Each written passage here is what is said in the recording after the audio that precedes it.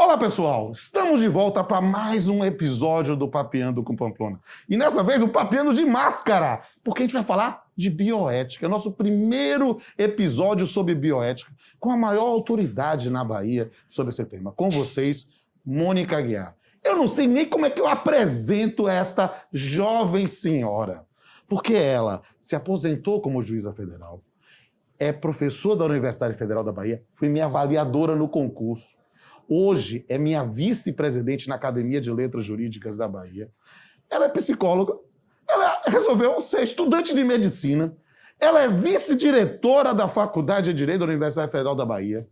Ela tem produção acadêmica suficiente para viver mais de uma vida. E é, sem sombra de dúvida, uma pessoa com quem eu aprendi a me renovar. Mônica Aguiar, bem-vinda ao Papeando com Pamplona. Depois dessa apresentação, meu querido, faltou o título principal, de amiga. Mas isso aí é uma questão da coerência do coração. Meus amigos, minhas amigas, que bom te receber. Eu queria fazer um Papeando com Mônica há muito tempo. É uma colega muito legal, que me prestigiou. Já participou, inclusive, da plateia do Papeando. Em episódio anterior, a gente gravou na casa dela. E hoje eu a recebo na minha casa, para minha honra, para meu prazer, na verdade, para esse privilégio, que é falar sobre bioética pela primeira vez no Papeando. Vamos papear sobre bioética? Vamos nessa. Papear. Mas, gente, vocês viram quando eu apresentei o currículo dessa mocinha aqui. A mulher foi tudo. A mulher é tudo. Ela é uma jurista consagrada, principalmente no campo do direito civil. Como eu disse, ela foi minha avaliadora no concurso, a avaliadora mais dura do concurso, sabe aqui? Aquela coisa assim que você tinha medo, assim, na universidade. Era ela mesmo. Virou amiga depois, mas a verdade é que ela joga duro. E professora Mônica, com todo esse background, com toda essa sua formação, né? Por que investir em bioética já sendo uma referência em direito? E o que essa formação múltipla, transdisciplinar, influencia nos desafios bioéticos? A palavra é sua. Pronto, excelente pergunta essa que você me faz, porque realmente assim, no início da década de 2000, eu saí de Salvador para fazer doutorado em São Paulo. Eu tinha feito aqui o mestrado e defendi uma tese sobre direitos de personalidade. Só que não tinha doutorado em Salvador e eu fui fazer na PUC. É onde eu também sou filho da PUC. Mestrado, doutorado lá também. Pois é, quando eu cheguei lá, me encantei por bioética, porque fiz uma disciplina chamada Direito de Família 2, que era, na época, com o professor Francisco Carrali. Gente muito boa. E o projeto do Código Civil estava sendo discutido academicamente. Deixa eu fazer até um negócio. Ó, Carrali, você está vendo esse vídeo, porque eu mando o link para você. Eu quero fazer um Papeando com Carrali no futuro. Mas siga aí. Vale muito a pena. Então, ainda não tínhamos o Código Civil de 2002. Estávamos na discussão. E ele era o professor e trouxe várias questões a respeito de inseminação artificial, etc. Queria entrar no código como entrou. E eu aí me encantei, eu disse, gente, eu quero falar sobre isso. É uma coisa nova, sim. É algo diferente. Eu não saí de Salvador para ficar 2 anos em São Paulo, um sacrifício imenso, afastada da família, né, com todo o custo que envolve. Verdade. Não só o custo financeiro, claro, mas o custo emocional, as viagens, etc., para fazer algo do que eu já fazia. Exato. Não, eu quero o símbolo do novo. É. E alguém que se renova o tempo todo como você, que fez essa formação transdisciplinar, como enfrentar isso nesses conflitos bioéticos? Pois é, eu tenho assim, eu acho que até algo que eu peguei da minha mãe, porque ela também foi uma desbravadora. Minha mãe é do interior daqui, do estado da Bahia, uma cidade pequena chamada Cícero Dantas, e foi a primeira pessoa, não somente a primeira mulher, mas a primeira pessoa a se mudar para Salvador para estudar. Então sempre foi aquela coisa assim do Bandeirantes, né, do desbravamento, e eu acho que isso está muito na minha veia. Então eu gosto de desbravar. E eu vi, gente, eu preciso fazer outras coisas, não posso ficar somente no direito. A bioética já deu essa visão de que são coisas diferentes que a gente precisa estudar. Não pode estacionar, certo, ou não deve estacionar na vida. Aí da bioética eu parti para a psicologia, e agora da psicologia eu parti para medicina. Estou encantada, estou adorando. Eu tenho, inclusive, alguns amigos que são seus colegas, né? Amigos dos meus filhos são colegas de Mônica, diz que é uma estudante muito dedicada, viu, gente? Mas esse link é importante. Ela falou, sai um pouco do direito. Eu queria que você explicasse para o pessoal que está nos assistindo qual a diferença do que se convencionou chamar de biodireito para a bioética. Também é uma excelente pergunta, porque veja só, o direito, assim como a medicina, eu creio, são campos de conhecimento muito objetivos e eles, se fosse uma pessoa, eu diria que essa é uma pessoa se achona, sabe, narcisista. E aí o direito, quando entra na bioética, ele quer se achar também e quer já construir um campo de conhecimento com o nome dele, com as ordens dele, o que eu acho que é uma bobagem muito grande, porque a bioética é transdisciplinar. A bioética nós temos filosofia, temos medicina, temos também direito, nós não devemos ter esse construto de uma área jurídica para se dedicar à bioética, não. O direito tem que ajudar a bioética e não ele se colocar como cheguei. Olha só, e isso aqui é interessante, porque nós temos uma zona de conforto que é o direito, mas compreender isso nessa perspectiva que é muito mais ampla da bioética, a gente precisa também entender quais são os principais referenciais históricos e do direito estrangeiro, pensando no direito estrangeiro, pensando na nossa zona de conforto. Quais são, assim? Eu queria entender. Gente, estou aprendendo bioética aqui com a gente fala o cara, não, ela é a cara da bioética na Bahia. É muito interessante porque, assim, nós temos uma personalidade, enquanto brasileiros que somos, né? Somos povos colonizados mesmo, né? E nós aprendemos a admirar o que vem de fora. Nós consumimos o que vem de fora assim, de uma forma muito intensa, como que se tudo que fosse estrangeiro fosse melhor. Sim. Então a bioética também nasce com esse embrião, né? Esse complexo também, de inferioridade, exato, talvez, olha, a psicóloga também vem consumindo uma bioética que é uma bioética trazida dos Estados Unidos, do início da década de 70, que o principal referencial teórico, vamos dizer assim, o mais marcante, para a bioética, que é a bioética principialista que foi engendrada lá nos Estados Unidos. Isso aí é um link interessante, a ideia. Eu queria compreender, e pensando aqui, gente, muitos, e eu falo isso porque eu não estou mais contando história, eu sou testemunha da história. E eu estou vendo o quanto a bioética tem ganhado corpo, como ela tem sido incorporada como disciplina nos cursos de direito, né? Às vezes como optativa, outros já como obrigatória. Mas para aquele que está querendo ter as primeiras noções, quais são os princípios fundamentais da bioética, quais são os princípios do direito que devem ser aplicados à bioética? A gente pode falar de um estatuto epistemológico da bioética? Boas perguntas. Você sempre está trazendo... Eu sou um bom menino, eu faço dever de casa. Sempre está trazendo coisas assim muito interessantes que nós que somos bioeticistas, que estudamos a bioética, estamos sempre tentando exatamente chegar a um consenso, o que é difícil em qualquer área. E a bioética agora que cresceu muito também traz essa dificuldade. Nós podemos dizer que tem 4 princípios que são fundamentais, que nasceram lá atrás nos Estados Unidos, que são os princípios da autonomia, beneficência, não maleficência, que hoje precisa realmente ser colocado nessa pandemia, né? E o princípio da justiça, mas esses não são os princípios da bioética, mas sim de uma corrente. E aí do direito a gente pode trazer o princípio da dignidade humana, nós construímos outros princípios da bioética, como o princípio da vulnerabilidade, e por aí a gente vai caminhando, né? Porque é preciso mesmo se pautar por esses princípios. Eu estou achando ótimo, e eu percebo quanto, até nos meus estudos de direito civil, quando eu dou aula de direito da personalidade, que o livro da professora Mônica é sempre uma referência, mas quando a gente começa a compreender toda essa base principiológica, a gente, como professor ou como pesquisador, de cara percebe a importância da bioética. Mas eu estou pensando, e nós estamos ensinando talvez há mais tempo do que possamos confessar, né? Ou não, eu digo com muito orgulho disso, né? Já chegando perto de 3 décadas. Então é preciso entender isso. Vamos falar para aquele jovem pesquisador que de repente se encanta com a inteligência da professora Mônica.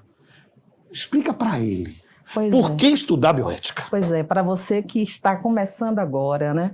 Você tem que pensar exatamente naquilo que a própria lei traz, que é a Lei 13.979, que fala da emergência que nós estamos vivendo da pandemia, pense na coletividade, no bem-estar coletivo. Pense que não é somente indispensável fazer o bem, mas antes de tudo não fazer o mal. E por isso, vá estudar com essa noção de que o que é que eu posso fazer para que o mundo seja melhor. Assim, o que é que eu posso fazer para ser realmente humano? Para ser humano, a gente precisa trabalhar com alteridade, e isso a bioética vai lhe dar. Olha, eu acho que quem ainda não conhecia a bioética já teve a mosquinha azul picando. E quem já conhecia já está apaixonado. E eu quero mostrar isso para ti. Por quê? Porque uma das lógicas da coletividade é que o Papeando, por mais que nós respeitemos todas as regras de distanciamento social, estejamos de máscara, não é um programa individual. Tem uma galera aí que está doida para fazer perguntas. Daqui a pouco a gente volta. Olá, sou Amanda Barbosa. Professora, quais são os principais impactos da pandemia na dinâmica da relação entre médico e paciente? Professora Amanda, né? Nossa queridíssima professora agora da Faculdade de Direito da Universidade Federal da Bahia, essa pergunta é muito interessante porque, veja, a relação médico-paciente tem passado por muitos percalços. Agora a gente está vivenciando algo que eu acho que veio para ficar, a virtualidade nos atendimentos. Então, nós estamos vendo a telemedicina avançando e os dilemas éticos que essa telemedicina vão trazer, a bioética precisa discutir. Então, realmente, acho que esse é o maior impacto, a mudança dessa relação, que ao invés de ser presencial, passa a ser virtual. Como é que isso vai ser? E, professora Amanda, esta, sem sombra de dúvida, talvez seja a maior diferença. Mas há outras questões. Perceba no consentimento informado. Né? As pessoas hoje procuram um médico, mas já vão com o Dr. Google lá, já vão com a ideia, já tem uma segunda ou terceira opinião sem ter a primeira. Há muitas questões que vão surgir e que a pandemia, se não criou, potencializou como uma enzima. Acho que há muitas questões aí a enfrentar e eu tenho certeza que a senhora, como um talento também da bioética, vai poder nos ensinar muito brevemente. Quem sabe no futuro, um Papeando com a Amanda. Com certeza. Olá, professora Mônica Aguiar. Eu sou Luziane Tonhá Cardoso e gostaria de saber se é possível se falar em uma bioética brasileira e, em sendo, quais as suas principais peculiaridades. Luziane, também essa é uma pergunta interessante, porque assim, nós não falamos exatamente numa bioética brasileira, mas numa bioética latino-americana, na qual o Brasil também está incluído. E qual é o que tem de especial nessa bioética? É que ela olha para os nossos problemas como problemas que são problemas persistentes. Então, a bioética que foi trazida dos Estados Unidos trabalha com outro modelo de sociedade. Nós vivemos uma sociedade muito desigual, nós vivemos uma sociedade em que nós não temos sequer distribuição de água para todas as pessoas, nem esgotamento sanitário para todas as pessoas. Então, nós não devemos importar modelos de fora para uma realidade que é diferente. Por isso é importante a construção dessa bioética, mas não é exatamente uma bioética brasileira, mas uma bioética latino-americana. Olá, professora. Eu sou a Débora. O Brasil precisa de um Comitê Nacional de Bioética? Essa é uma discussão, Débora, que a gente tem travado há algum tempo e outros países já têm comitê nacional. Eu, particularmente, acho que sim, nós precisamos de uma autoridade na qual se possa gerar alguns consensos, porque nós não temos consenso. Como eu disse, respondendo a Luziane, é uma sociedade muito plural. Então, se você tem uma sociedade na qual uma pequena parcela dela está preocupada com fenômenos sobre inseminação artificial, barriga de aluguel, etc., você tem toda uma outra, como eu estava dizendo, que vive em situação de pobreza inevitável. Então, a gente precisa mesmo de um comitê nacional para traçar regras que possam ser vivenciadas por toda a sociedade e não por uma certa parcela de poder. Eu sou a favor do comitê. Sou Aparecida. Professora, de que forma seria possível divulgar mais a bioética? Aparecida, eu costumo dizer assim, às vezes você passa por um lugar, tem um outdoor imenso, e você passa tão rapidamente que você não enxerga o que está escrito ali. Até que um dia você enxerga e diz, meu Deus, isso estava aqui, eu não tinha visto. Eu creio que, na verdade, o que nós precisamos fazer é nos conectarmos mais com a vida e com as pessoas em geral. Se você abrir as revistas, se você abrir os jornais, e quando a gente fala abrir, era da minha época, viu? Porque a gente tinha que ler fisicamente. Mas você vai para os sites, para a internet, para o Instagram e tudo, e a vida está acontecendo, e tem vários sinais ali de que a bioética está presente. Por exemplo, outro dia nós estávamos conversando, discutindo sobre uma pessoa que saiu da fila de transplante porque não tinha sido vacinada. Então, não fez a cobertura vacinal, eu não vou dar o transplante, o órgão para essa pessoa, vou preferir uma outra, porque essa outra já tem a cobertura vacinal. É um dilema ético, mas que está aí no cotidiano. E que, com certeza, é o tipo de informação que é como se fosse outdoor. Você não viu, mas quando você vê, meu Deus. E eu acho fantástico falar sobre isso, porque é talvez um pouco do resumo da nossa luta, nossa como professor, lugar de fala de professor, de professora, né? De permitir que as pessoas vejam o outdoor, perceber que há necessidade de construir uma consciência individual e coletiva sobre os dilemas bioéticos. E eu espero, professora Mônica, minha ilustre colega, minha chefe, minha vice-diretora da faculdade, minha vice-presidente da academia, que este episódio do Papeando, nosso primeiro Papeando sobre bioética, já possa servir também para ser tal qual um beija-flor, jogando um pouquinho de água nesse incêndio, ou talvez um albatroz jogando mais água ainda. Mas, professora Mônica, estamos aqui fazendo a primeira gravação, não somente com distanciamento social, mas de máscaras. Mas nós temos uma tradição aqui no Papeando.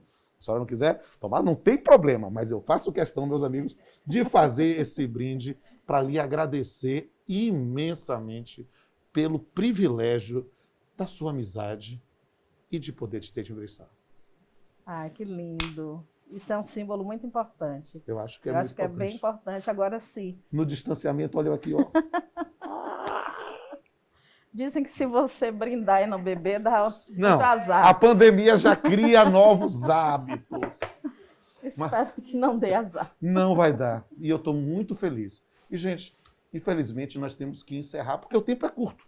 Então, eu quero agradecer mais uma vez a professora Mônica pelo privilégio de entrevistá-la e dizer a você que, tal qual todos os nossos episódios, você vai ter daqui a pouco uma manifestação poética para lhe refletir, não somente na mente, mas no coração, na sensibilidade, que é estudar.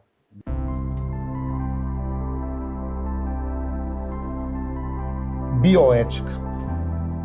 Conhecer os limites do tolerável, aprender os caminhos do aceitável, saber os limites do que se pode na concreção e do que não se deve na regulação. Entender que nem sempre a imaginação é a melhor conselheira da ação, pois nem tudo que é possível é factível ou recomendável. Ter, ao final, apenas a simples consciência de que, acima de tudo, vida, mas, sobretudo, ética. Até a próxima.